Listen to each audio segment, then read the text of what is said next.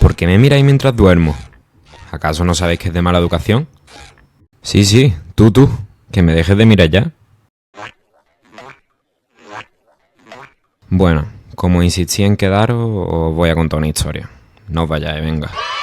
Pero lo primero es lo primero, así que intro y ya luego hablamos de lo que tengamos que hablar.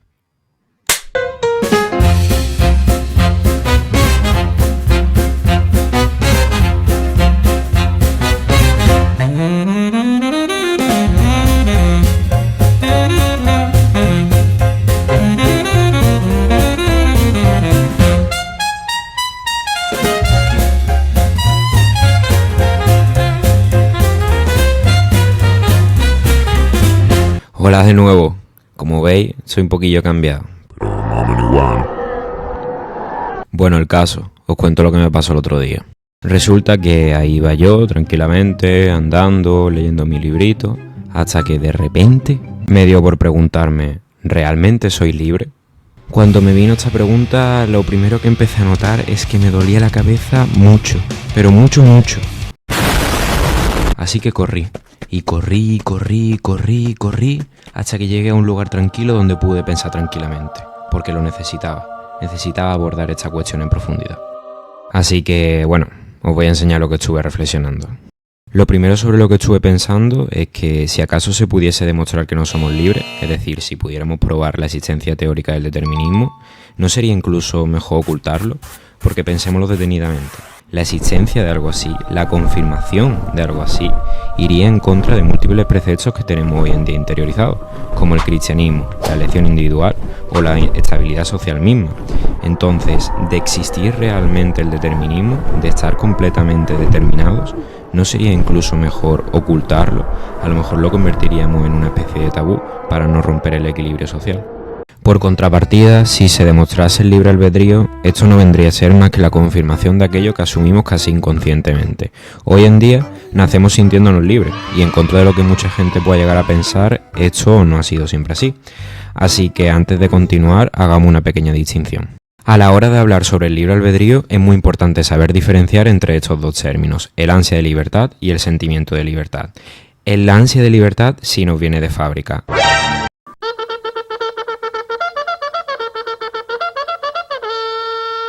Es algo que se ha demostrado consiguiente a la naturaleza humana, puesto que da igual en qué rincón del planeta nos encontremos, que el humano siempre comparte esa búsqueda de libertad, desde Oriente hasta Occidente. Después tenemos el sentimiento de libertad, que es el sentir que esa libertad tan ansiada ha sido finalmente conseguida.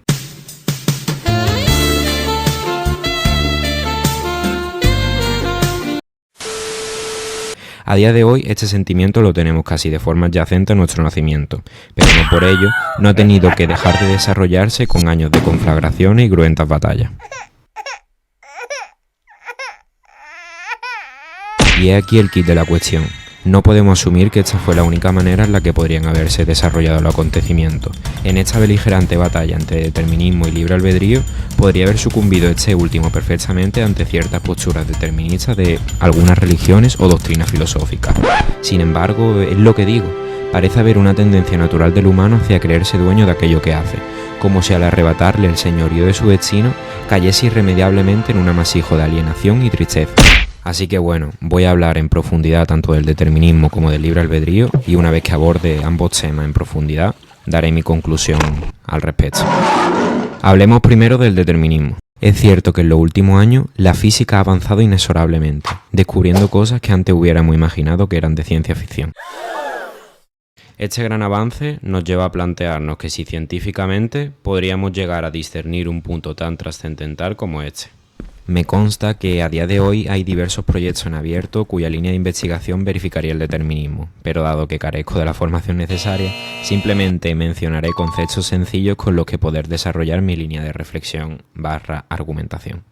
Punto 1. Concepciones del determinismo y sus diversos argumentos y problemas. A mi parecer, el determinismo es una postura que plantea muchos problemas con la existencia misma.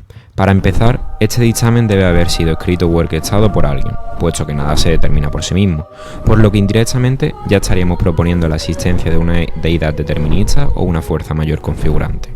Este primer punto ya entra en confrontación y debate, puesto que asumamos para ello la existencia de Dios. 1.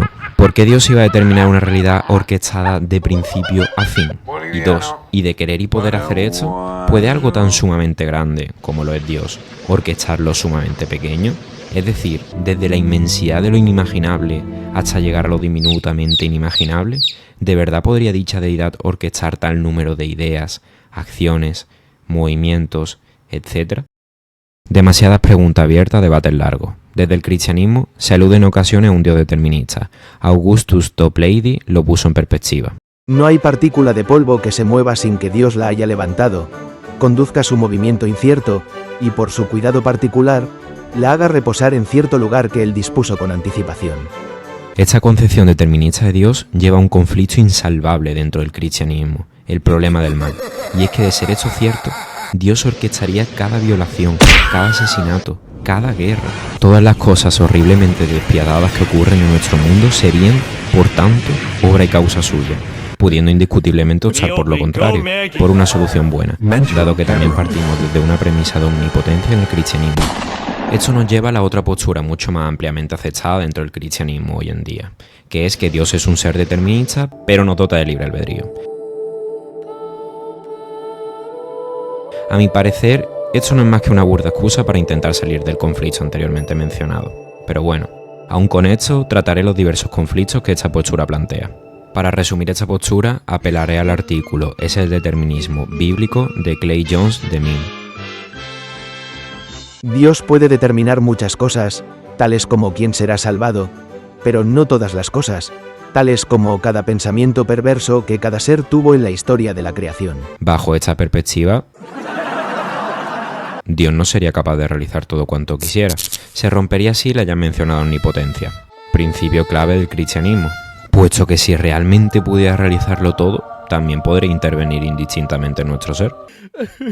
De nuevo, se excusan los cristianos defensores de esta percepción diciendo que Dios, en su suma gloria y bondad, nos brinda el libre albedrío únicamente a nosotros, eximiendo todo el resto de la realidad, puesto que somos el centro de su creación determinista. Y a esto digo yo: 1. ¿Puede acaso un Dios determinista otorgar la libertad? 2. ¿No sería acaso esto otra acción determinista? Si partimos de que Dios crea la realidad, no podemos interpretar que luego, en su sumo determinismo, nos ayude a salirnos de él. No podemos saber siquiera si tiene esa capacidad liberadora de determinismo, simplemente porque lo diga el cristianismo. Pero no han de exasperar los cristianos partidarios de la libertad, ni tampoco los liberales, que afirman que es el humano siguiendo sus propios deseos donde encuentra la libertad. Remitiendo al capítulo 8 del libro de Yuval Noah Harari, Homo Deus, páginas que dejaré al final de esta misma explicación por si se quiere leer con más detenimiento, respondería a dichos liberales de la siguiente manera. Es cierto que la ciencia no puede entrar en los juicios éticos, precisamente por ser esta una zona completamente inaccesible al estudio empírico. Pero la afirmación de atribuir el libre albedrío a lo humano no es un juicio ético, es una descripción fáctica del mundo. Según Harari, si bien en el pasado esta descripción pudo haber tenido sentido, cuando el humano era una misteriosa caja de Pandora, arguir que hoy en día un hombre mata a otro porque él así lo decide libremente sería quedarse en la superficie del asunto. Es una respuesta que ya no nos sirve. En de ello, genetistas y neurocientíficos prefieren decir: lo hace debido a tales o cuales procesos electroquímicos que tienen lugar en el cerebro que fueron modelados por una determinada constitución genética, que a su vez refleja antiguas presiones evolutivas emparejadas con mutaciones aleatorias. Los procesos electroquímicos que culminan en un asesinato son deterministas, aleatorios o como mucho una combinación de ambos, pero nunca son libres.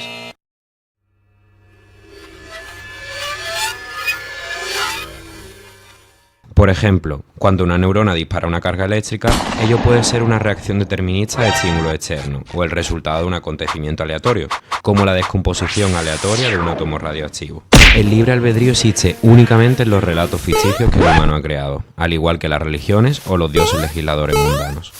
Otro argumento que aporta Harari con una fuerte base científica es al respecto de la evolución.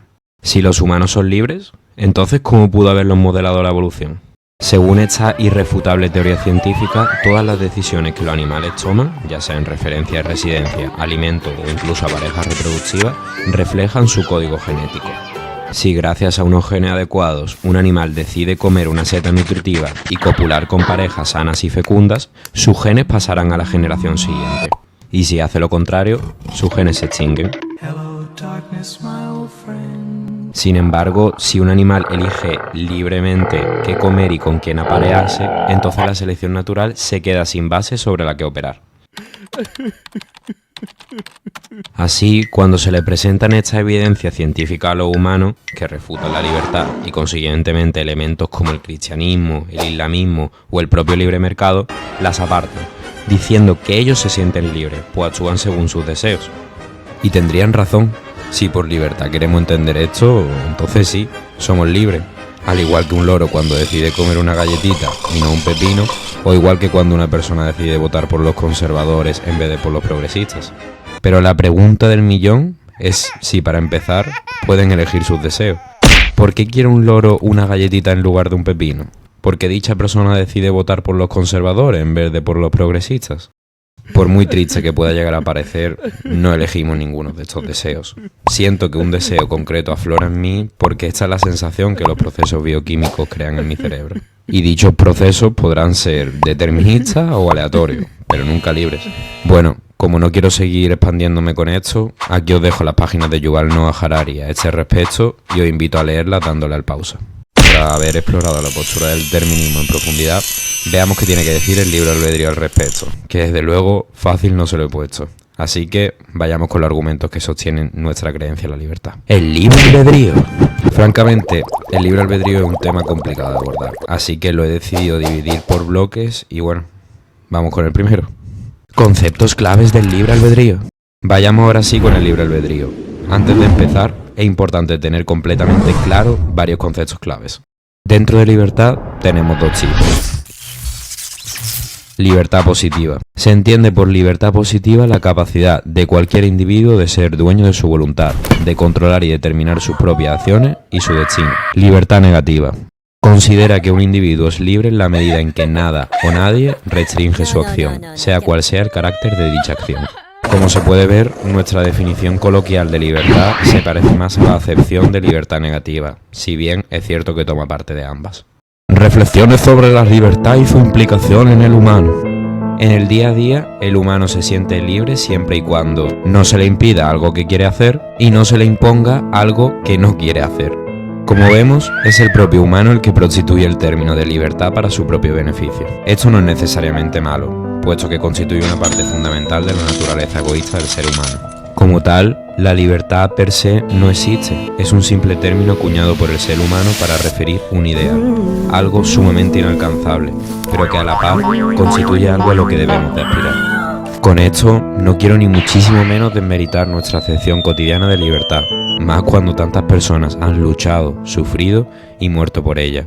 Siendo conscientes de su origen, podremos ser más conscientes de qué es lo que interpretamos al referirnos al libre albedrío, pues este concepto no alude más que a la presencia de libertad por parte del individuo. Pero nuestro concepto de libertad cumple una función, uno importantísimo dentro de nuestro desarrollo. Sin tener esta concepción de la libertad, no podríamos luchar por ella cuando se nos arrebata.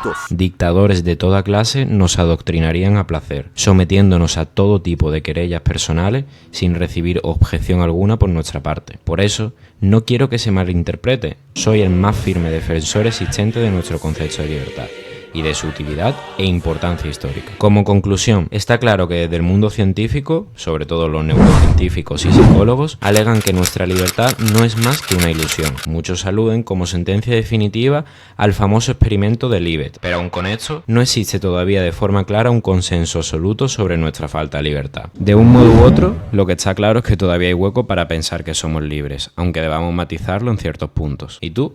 ¿Qué crees? Y ahora, señoras y señores, ladies and gentlemen, les doy paso con mi autor, para que os dé su opinión al respecto. Así que yo me despido. Ha sido un placer. Y ese soy yo.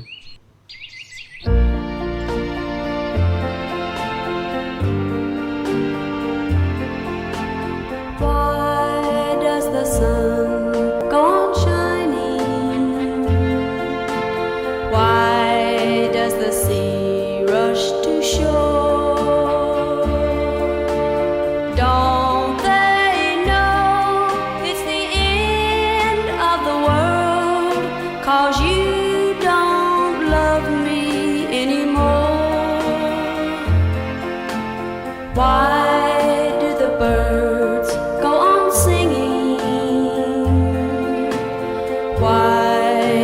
stars glow above.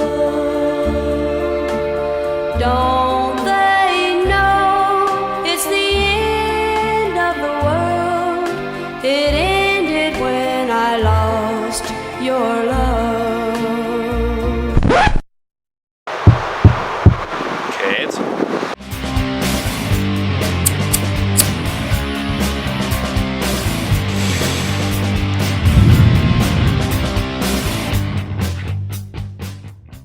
Gracias, Dante, por darme paso y por haber explicado tan bien lo que es el determinismo y el libre albedrío. Ahora voy a daros mi opinión al respecto.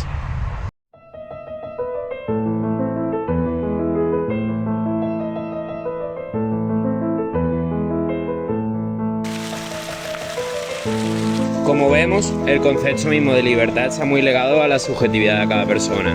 De ahí que sea más difícil, si cabe, su estudio.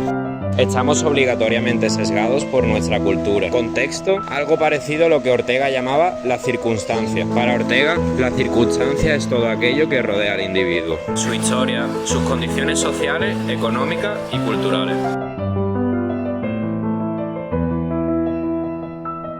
En otras palabras, no podemos entender al humano de una forma aislada, sino que siempre está inmerso en una situación que lo condiciona. Ortega afirmaba que la circunstancia es algo que al individuo le toca vivir, pero que no ha de atenerse a ella tajantemente, puesto que este último, el individuo, puede modificarla a placer a través del diálogo, consiguiendo su verdadera autenticidad. Nuestra circunstancia crea un contexto sobre el que trabajar, algo con lo que el ser humano ha de forjar su propio camino. La circunstancia no es, por tanto, ningún tipo de impedimento, sino un desafío que el ser humano ha de asumir para poder realizarse. No podemos cambiar nuestra circunstancia, pero sí que podemos reinterpretarla y transformarla. Para Ortega, la vida no es algo determinado. Es un proyecto que cada individuo debe construir ateniéndose a sus circunstancias, sabiendo que, aunque esté condicionado por ella, puede modificarla. Son nuestras decisiones y acciones las que configuran nuestra relación con el mundo y, por tanto, las que conforman nuestro yo. Nuestra identidad se basa en una relación con nuestra circunstancia a través de nuestras acciones y decisiones. En épocas de masificación, dice Ortega, las masas no asumen la responsabilidad de transformar sus circunstancias, lo que los lleva a una actitud de conformismo y a una consiguiente falta de libertad y de autenticidad. Algo que podríamos interpretar como una caída al determinismo. Resumen, lo que dice Ortega y yo avalo firmemente es que el ser humano no puede entenderse sin sus circunstancias. No somos entidades aisladas, sino que siempre estamos inmersos en un contexto que nos condiciona y nos desafía. Sin embargo, el ser humano no tiene por qué aceptar su circunstancia pasivamente. Tenemos la capacidad de transformarla, y es a partir de ello cuando conseguimos nuestra verdadera realización. La libertad y la autenticidad surgen de esa lucha por darle forma a la vida dentro de las circunstancias dadas. Esta, más que una postura sintetizadora, constituiría una especie de libertarismo con matices, algo que, en mi opinión, resulta brillante. Realmente creo que somos dueños de nuestro destino, y que lo único en lo que estamos condicionados, la circunstancia, es algo que podemos modificar a través de nuestro esfuerzo, y con constancia. De todos modos, el debate sigue abierto y no se han encontrado argumentos que lo terminen de refutar, así que bueno, esa es mi postura al respecto.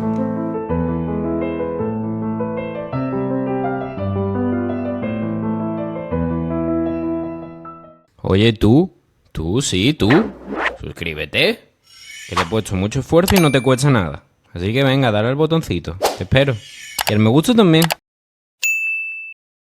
Baby girl, tell me what your name is.